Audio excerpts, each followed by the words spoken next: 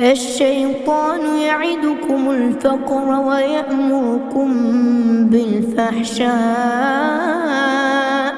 والله يعدكم مغفرة منه وفضلا والله واسع عليم.